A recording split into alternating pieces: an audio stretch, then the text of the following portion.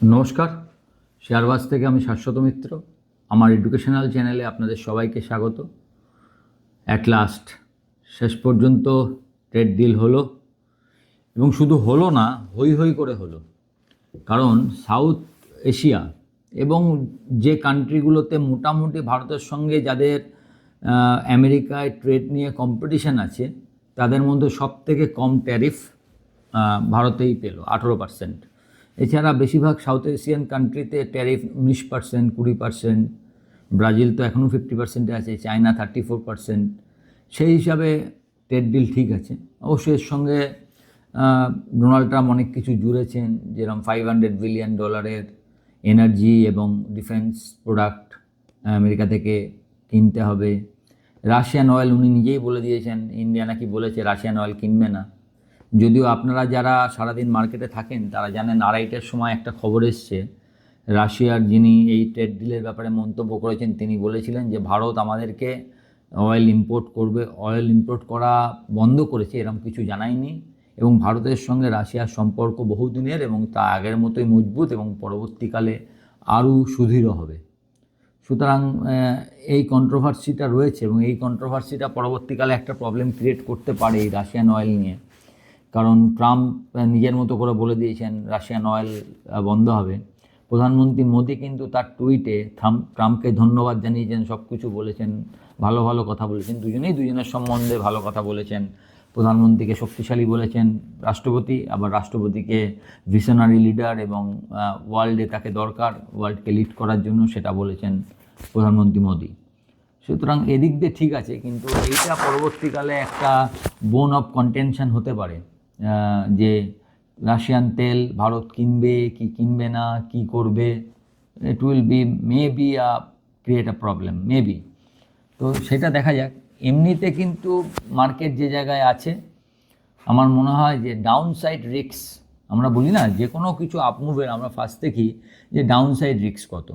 আগে আমরা কি বলছিলাম যে 24,500-700 ভালো সাপোর্ট, সেই সাপোর্টটা এক ধাক্কায় 1000 পয়েন্ট উঠে গেছে।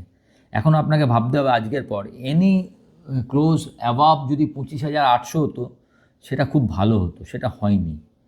আমি আপনাদের গতকালের ভিডিও যদি ভালো করে লক্ষ্য করেন, আমি বলেছিলাম 25,350 অবধি আমি ধরবো, এটা কিছু না, এটা এমনি বাউন্স ব্যাক, কারণ তার কাছে আমাদের জানা ছিল না যে আজকে ট্রেড ডিল হবে। এবং যদি কোনো কারণে 350-এর ওপর যায়, তখন যদি 800-র ওপরে বন্ধ হয়, এটা কনফার্ম আপসাইড। তো যাই হোক, 800-র কাছাকাছি বন্ধ করেছে, 727.55-এ বন্ধ করেছে নিফটি। ব্যাঙ্ক নিফটি খুব ভালো জায়গায় বন্ধ করেছে, 60,041.30। তো আমার যেটা মনে হয় ডাউন সাইড রিস্কটা কমে গেল। এখন আপাতত আপনাকে 26,500, 26,650 এই রেঞ্জটা যদি না ভাঙে, এইটুকু স্টপ লস দিয়ে আপনি আপসাইডের কথা ভাবতে পারেন। আপনার স্টপ লসটা ওটাই, যদি না কোনো আবার অপোজিট কোনো খবর আসে।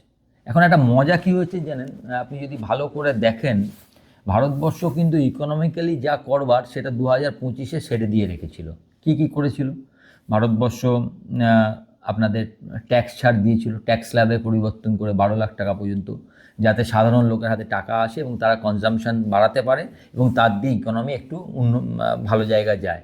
সেকেন্ড যেটা করেছিল সেটা জিএসটি কাট, যাতে সব জিনিসপত্র সস্তা হয়, লোকে আরও বেশি কনজাম করে, এবং তাতে আমাদের ব্যবসা ভালো চলে। একটা জিনিস ভারতবর্ষ খুব সচেতনভাবে করেছে, সেটা হচ্ছে যে আমাদের যে ডিম্যান্ড, যে ইন্টারনাল যে ডিমান্ডটা, সেটা বাড়াবার চেষ্টা। এখন দেখুন, আত্মনির্ভর যদি আপনাকে হতে হয়, যেখানে আপনি কারোর ওপর নির্ভর করবেন না, সেখানে আপনাকে দেশের ডিম্যান্ডটা ফার্স্ট দেখতে হবে। তো দেশের ডিম্যান্ড আমরা বাড়িয়ে আগে থেকে রেখেছি, জিএসটি কাট করেছি, দেশের ডিম্যান্ড আপনি দেখেছেন যে ক্রেডিট কার্ড স্পেন্ড কী হয়েছে, এগুলো সব শুনেছেন। আমি আগে বহু ভিডিওতে এগুলো বলেছি, দরকার পড়লে ওই সময়ের ভিডিও আরেকবার দেখে নেবেন। তো এই জায়গাটা আমাদের তৈরি আছে, মানে আমরা ইকোনমিক্যালি যে জায়গাটা, সেটা আমাদের তৈরি। দেখুন, একটা জায়গা বাকি ছিল কি, আমাদের ট্রেড ডিল নিয়ে একটা অনিশ্চয়তা ছিল। মার্কেট সবসময় ক্ল্যারিটি পছন্দ করে, আপনাদের বলি ট্রান্সপারেন্সি ইন এভরিওয়েজ। তো ট্রান্সপারেন্সি আমাদের ছিল না, যে ট্রেড ডিল হবে কি হবে না। তো তার ফলে কী হচ্ছিল, টাকা প্রচণ্ডভাবে উইক হয়ে যাচ্ছিল, এবং টাকা বেশি উইক হলে একটা ইকোনমির উপর চাপ পড়ে, এটা তো স্বাভাবিক। যদিও সেই উইকনেসটা তখনকার মতো, যেহেতু তখন আমাদের এক্সপোর্টটা ফার্স্ট দরকার ছিল, এক্সপোর্ট সেক্টর পুরো বসে গেছিলো, এবং এক্সপোর্ট সেক্টরগুলোর মুশকিল হচ্ছে এক্সপোর্ট যে সেক্টরগুলো বেশি করা হয় সেগুলো সবই হচ্ছে বেশি লোক কাজ করে, সেখানে বেশি চাকরি জেনারেট হয়। এখন চাকরি জেনারেট হঠাৎ যদি সেই সেক্টর খারাপ হয় তাহলে প্রচুর চাকরি চলে যাবে, সেটা ইকোনমির ওপর একটা মস্ত চাপ, শুধু ইকোনমির ওপর চাপ না, পলিটিক্যাল লিডারশিপ যারা আছেন তাদের ওপর একটা মস্ত চাপ। তো এই জায়গাটা একটা ঝামেলা তৈরি হচ্ছিল বড়, সেই জায়গাটায় ট্রেড ডিলটা একটা করে গেল। মানে যেখানে হচ্ছে লেবার ইন্টেন্সিভ সেক্টর আমরা যাকে বলি, যেরকম টেক্সটাইল প্রচুর লেবার লাগে, জুয়েলারি এসবের প্রচুর, মানে সেই জায়গাটা তৈরি হলো। তবে ভারত এর সঙ্গে সঙ্গে আরও কয়েকটা কাজ সুচারুভাবে করে রেখেছে, আপনারা জানেন, আমি বারবার বলেছি। এইটা তো আমরা বলছি, আমি লিখেছি the grandfather of all deal. তো তা ছাড়াও ভারত অনেক এফটিএ সাইন করেছে। একটা কথা জানবেন যে যারা সত্যিকারের মানে ভালোভাবে, মানে সব কিছু, সব খারাপের মধ্যেও না ভালো খুঁজে নিতে হয়। ডোনাল্ড ট্রাম্প প্রচুর খারাপ করেছেন, ভারতের ওপর প্রচুর চাপ সৃষ্টি করেছেন, 50% ট্যারিফ লাগিয়েছেন, কিন্তু ওনাকে একটা ধন্যবাদও দেওয়া দরকার। আপনারা অবাক হয়ে যাবেন যে ডোনাল্ড ট্রাম্পকে ধন্যবাদ এত ভারতকে বাঁচ দেওয়ার পর। হ্যাঁ, অবশ্যই ধন্যবাদ প্রাপ্য, কারণ উনি এমন কাজটা করেছেন যে কাজটার ফলে আমাদের অন্য কাজগুলো, যেগুলো বছরের পর বছর ঝুলে থাকতো, সেই কাজগুলো নিমেষে হয়ে গেছে। আপনি কেন বলছি কথাটা, আপনি ভাবুন, ইন্ডিয়া ইউ মানে ইউরোপিয়ান ইউনিয়ন ট্রেড ডিল কবে থেকে চলছে জানেন? 18 বছর ধরে।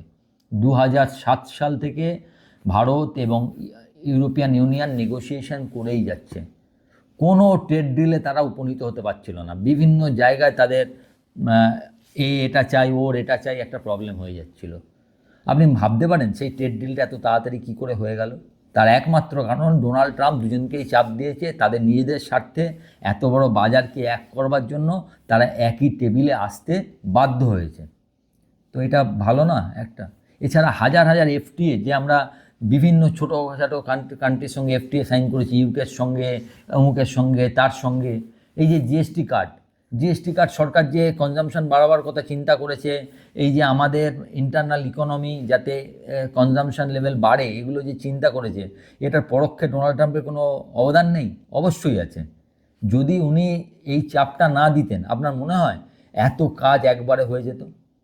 আপনি দেখবেন তো, এই যে আমাদের India US trade deal sign হয়ে গেল, এরপরে কটা ফ্রি ট্রেড এগ্রিমেন্ট সাইন হয়? আপনি মেলাবেন আমার কথা, কটা হয় আপনি দেখবেন। যে স্পিডে এতদিন ধরে হচ্ছিল সেই স্পিডে কটা হয়? আপনি বিপদের মধ্যে যদি সুযোগ খুঁজে নিতে পারেন, তবেই আপনি একটা জায়গায় পৌঁছাতে পারবেন। ভারত এই জায়গাটা পৌঁছেছে। প্রচুর জায়গায় ভারতের লিডারশিপের সমালোচনা হয়েছে, দেখবেন যে ডোনাল্ড ট্রাম্প এত খারাপ কথা বলছে, আমরা কোনো উত্তর দিচ্ছি না।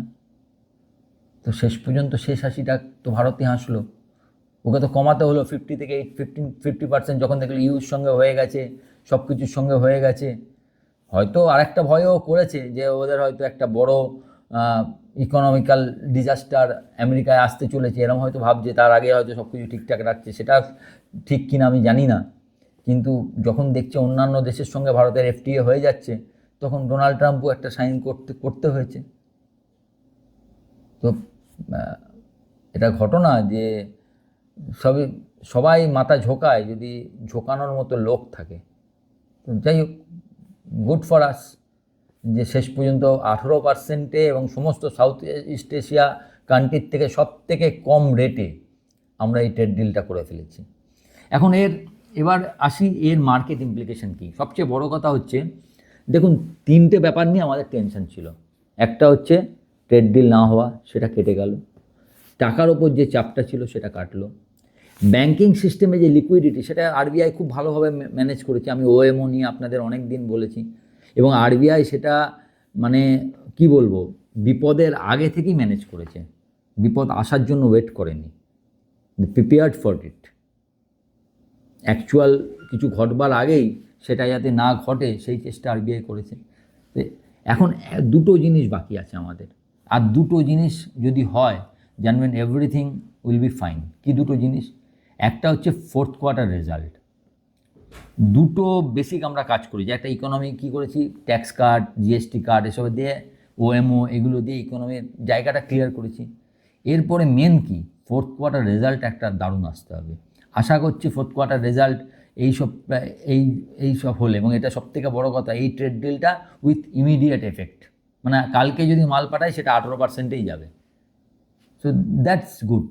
যদি না তেল কেনা নিয়ে আর কোনো কন্ট্রোভার্সি হয়, সেটা অভাবে কিনা জানা নেই, যেরকম কালকে বিকেলে জানা ছিল না যে আজকে ট্রেড ডিল হবে, সেরকম জানা নেই আজকে রাত্রিরে আবার কিছু হবে কিনা। তো সেগুলো তো ধরে লাভ নেই। এই সব ঘটনা আপনি কিছু করতে পারবো না, এটা নিয়ে ভেবে লাভ নেই। আমি ধরে নেবো সব ঠিক আছে, সব ঠিক আছে ভাবলে একটা হচ্ছে ফোর্থ কোয়ার্টার রেজাল্টটা ভালো হতে হবে, যেটা সম্ভাবনা আছে।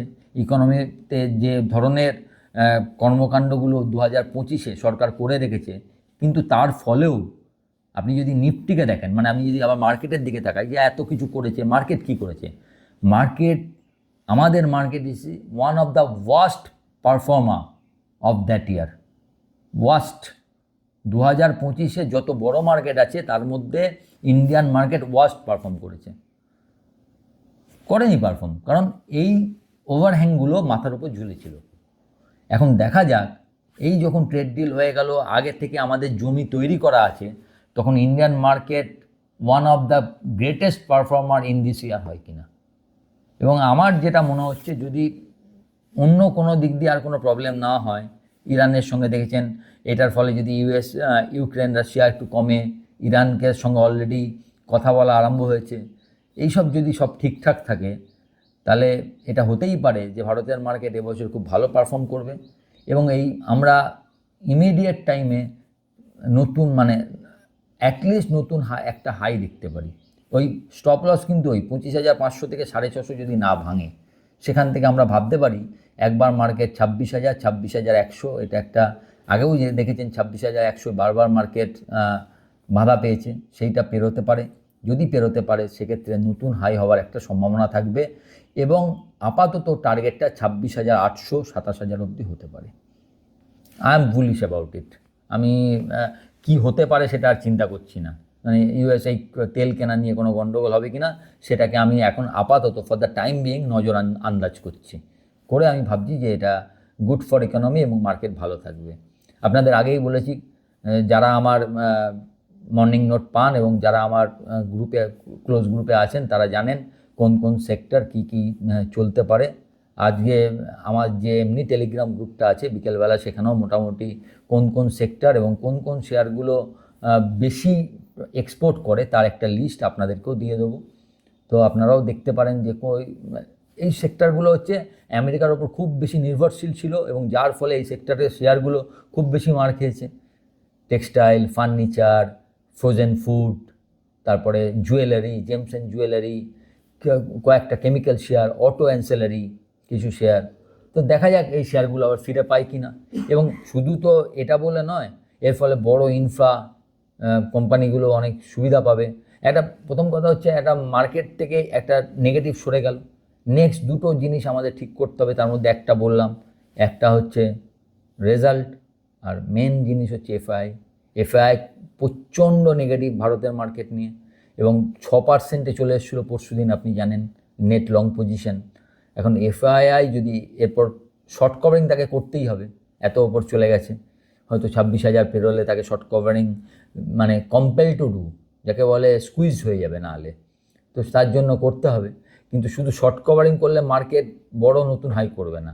যদি এফআই কেনে, যদি এফআই বায়ার হয়, সেক্ষেত্রে একটা মার্কেটে একটা ভালো রান আপনি দেখতে পারেন। তো হোপ ফর দ্য বেস্ট। আমি তো ট্রেড ডিল নিয়ে আশাবাদী, এবং আমি মনে করি যে যদি অন্য কোনো ফ্যাক্টর কাজ না করে, যে আমাদের ইকোনমি এবং ট্রেড ডিলের জন্য যে ওভারহ্যাংগুলো ছিল সেগুলো মোটামুটি কেটে গেছে। এখান থেকে মার্কেট একটা ভালোভাবে যাওয়া উচিত, এবং 26 আমাদের জন্য, যদি না বিশ্ব মার্কেটে আবার কোনো টার্মোয়েল হয়, সেক্ষেত্রে একটা one of the best performing market হওয়া উচিত। ভালো থাকবেন। ও একটা আপনাদের বলে দিই, ব্যক্তিগত কাজের জন্য মানে আগামীকাল থেকে ব্যস্ত থাকব, ফলে এই সপ্তাহে হয়তো আপনাদের সঙ্গে আর যোগাযোগ হবে না। আবার আপনাদের সঙ্গে নেক্সট মানডে যোগাযোগ হবে, তার আগে হয়তো আর সময় করে উঠতে পারবো না। যাই হোক, এই অত্যন্ত ব্যস্ততার জন্য আপনাদের থেকে আগেই জানিয়ে দিলাম, এবং আগেই এই অনিচ্ছাকৃত আমার ইচ্ছা থাকলেও করতে পারবো না, সেটার জন্য আমাকে মার্জনা করে দেবেন। সবাই ভালো থাকবেন। নমস্কার।